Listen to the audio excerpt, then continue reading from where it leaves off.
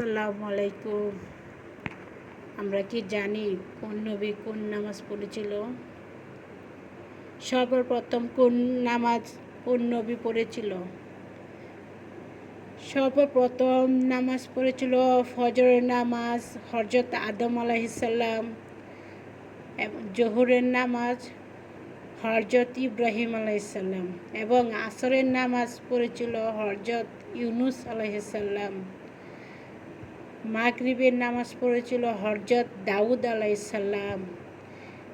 এশার নামাজ পড়েছিলেন হযরত মুসা আলাইহিসসালাম, এবং তাহাজ্জুদের নামাজ আদায় করেছিল আমাদের প্রিয় নবী, শ্রেষ্ঠ নবী হযরত মুহাম্মদ সাল্লাল্লাহু আলাইহি ওয়াসাল্লাম।